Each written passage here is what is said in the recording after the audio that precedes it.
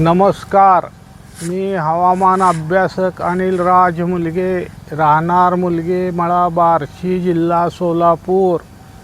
दिनांक 22 ऑगस्ट. आज राज्यात विदर्भ व राज्याचा पश्चिम भाग सोडून राज्याच्या इतर भागात वारे वाहतील.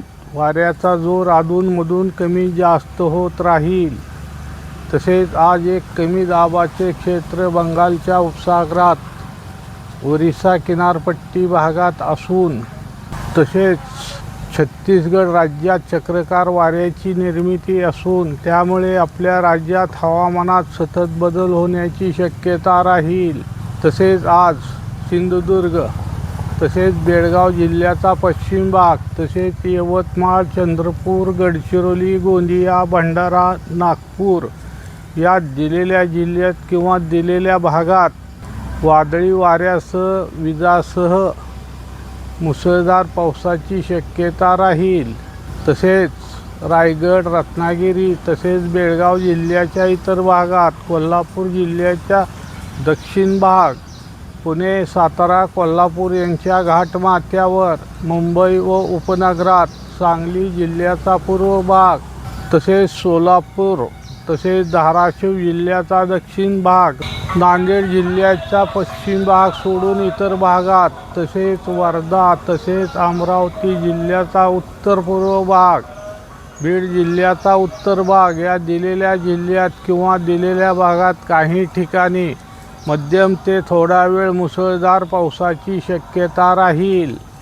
तसेच पुणे, सातारा, कोल्हापूर, सांगली या जिल्ह्यांच्या इतर भागात, तसेच नाशिक, डहाणू, पालघर, अकोला तसेच अमरावती जिल्ह्याच्या इतर भागात, नांदेड जिल्ह्याचा पश्चिम भाग तसेच लातूर, हिंगोली, परभणी तसेच बीड जिल्ह्याच्या इतर भागात, धाराशिव जिल्ह्याच्या इतर भागात, तसेच अहिल्यानगर, संभाजीनगर या दिलेल्या जिल्ह्यात किंवा दिलेल्या भागात काही ठिकाणी हलका ते मध्यम पावसाची शक्यता राहील. मित्रांनो, मी परवा दिनांक 20 ऑगस्टपासून राज्यात तापमानात वाढ होईल असे सांगितले होते. त्याप्रमाणे राज्यात 20 ऑगस्टपासून तापमानात वाढ झालेली असून त्यामुळे वरील दिलेल्या हलक्या ते मध्यम पावसासंबंधी जिल्ह्यात किंवा भागात थोडा वेळ जोरदार पावसाच्या सरी पडण्याची शक्यता राहील.